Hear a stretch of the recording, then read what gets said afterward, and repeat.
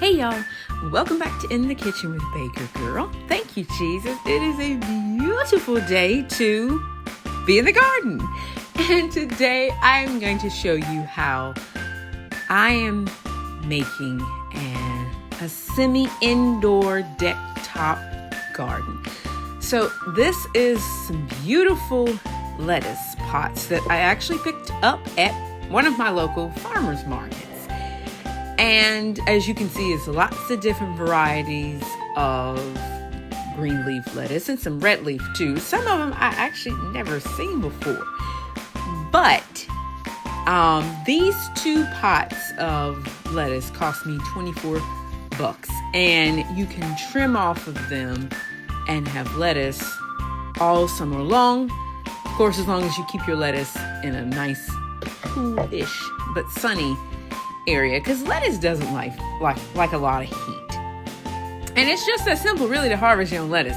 Once it grows to a decent length, you just snip. You can cut around the edges of the lettuce, or you can do like I do and just shear off the tops. When you do cut, you want to make sure that you leave a decent amount. So I'm just gathering together a nice little bundle, nice little handful, and I'm just going to snip it. You can tear off leaf by leaf. Whatever you do, you don't want to cut it all the way down to the quick, because that kind of prevents it from regrowing. But lettuce, like any kind of green, and this also includes turnip greens and collard greens and kale, if you snip them and leave a good portion of the root intact, it will just keep growing, and the more you trim or the more you harvest, you can encourage the growth. Now, this is how you would do it if you didn't want to just cut the whole thing. You would just get leaves around the edge and leave the top. Now, that little white center is where your lettuce, your new growth, will come from. It'll sprout out from there.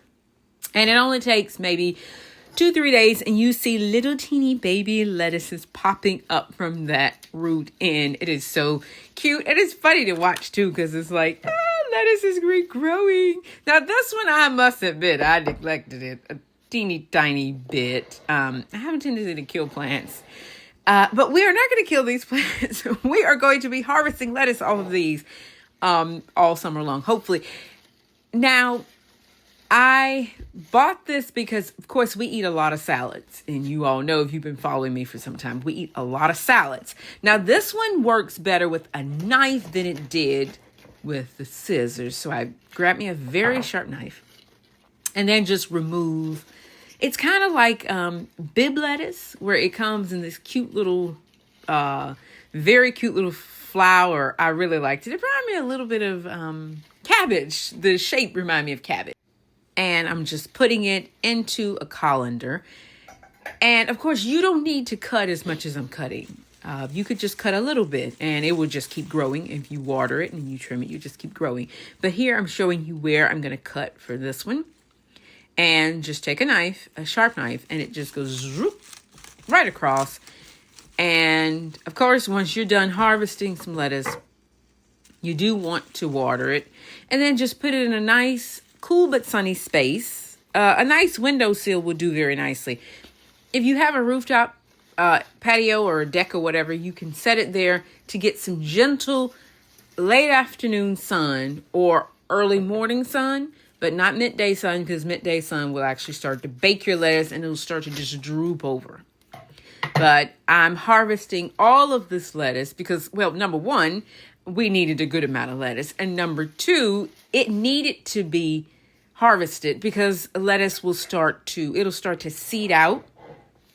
And yeah, it looks really sad. It will start to seed out though if you don't trim. So you do have to harvest it. You just can't leave it be. Now this, I don't know what this is. And the lady that I bought it from didn't know what it was either. Apparently she was just happily planting. If you have any idea of what type lettuce this is, leave it in the comments, please, because I would be delighted to know exactly what this lettuce is. I've never seen it before. But it was delicious and it really made a very nice salad.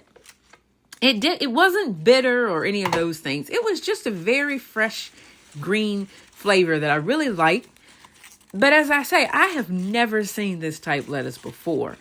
And the lady that she does the type of nursery, her and her son. And she said, well, my son will know. But she said, I don't know what this is. So anyway, I bought it and I didn't have a clue what it was.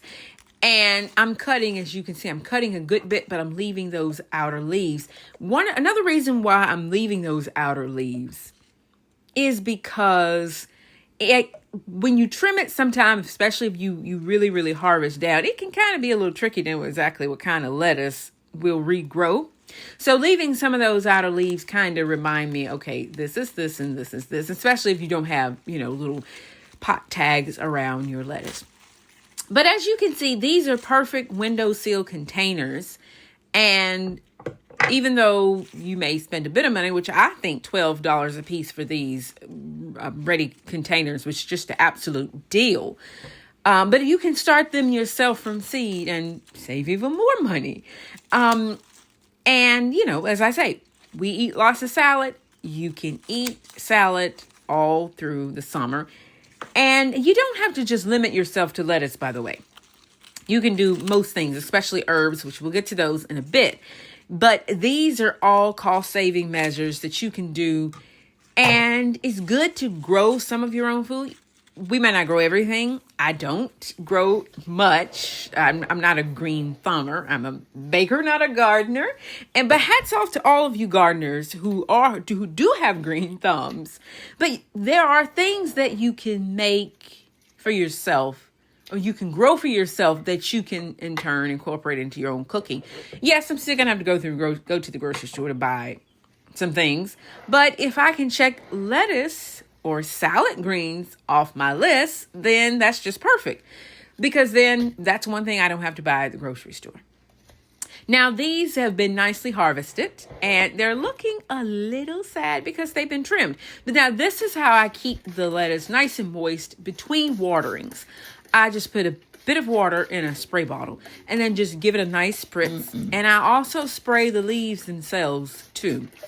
That just keeps it nice and moist. Lettuce doesn't like to be drowned, but it does like to have a good amount of moisture floating around it. So I just put some water in a spray bottle, and whenever I walk past them or I see them or I think about them, I just give them a nice spritz, and it keeps them from being overwatered because I'm not watering them every day. You don't need to water them every day.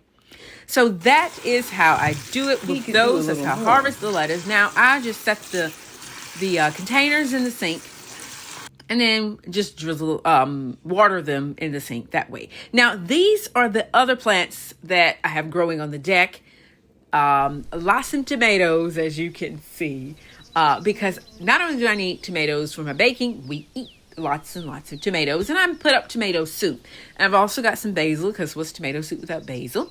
This is Italian oregano, which I love. More tomatoes, and yeah, you guessed it, more tomatoes. Now, rosemary. I am so excited about my rosemary plants because I had a rosemary bush, but the winter that it died was so cold, it actually kind of killed it, which is, it's got to get really cold to kill rosemary. But up here, we can get extremely cold, like below zero cold. And I don't think it survived, and I did have it in the ground. So I'm very excited to see these two, and more basil. Now, this basil is different from this basil. So this basil I bought at, I think it was Home Depot. The other basil that's a little bit taller, I actually got that from a local farmer's market as well. And there are more tomatoes. And thank you, Jesus, we finally have our first cherry tomato. I'm so excited to see that. That is good. They are growing, and soon we will be harvesting. And I will keep you guys updated on the progress. But as I say, if you can grow a few things, if you're like me, we have tons of space, mind you, for a garden, but we have a lot of deer. So in this way, I can get all of my tomatoes, hopefully all. And as long as Sarah pays attention to them, hopefully all will go well. I hope you guys find this little video helpful to show you how you can save a little bit of money and grow some of your own food. So not only is it healthy, it's nutritious, it's good for you because this is fresh fruit, but you also save a little bit of money while doing something that is very environmentally good because you're not buying, plastic wrap produce, which in the wintertime, we must do that. Yes, there's no getting around it. But this time of year, it doesn't cost you very much to grab some seeds, grab a couple of buckets, a couple of bags of potting soil from your local potting soil place. I forget what you call them. And you see, I'm a baker, not a gardener, but you guys know what I'm talking about. Grab a couple of bags of potting soil, grab a couple of 5-gallon buckets, throw some tomatoes in there, throw some lettuce or whatever in there, whatever you want to grow, some herbs, and you can enjoy some of your own bounty. And don't forget to shop also at your local market for some of these plants. If you enjoyed this video, give it a thumbs up. Don't forget to subscribe. And the good Lord willing, I will see you guys in another video. Take care, y'all. Bye. And happy gardening to all of you gardeners. I wish you the best. Bye, y'all.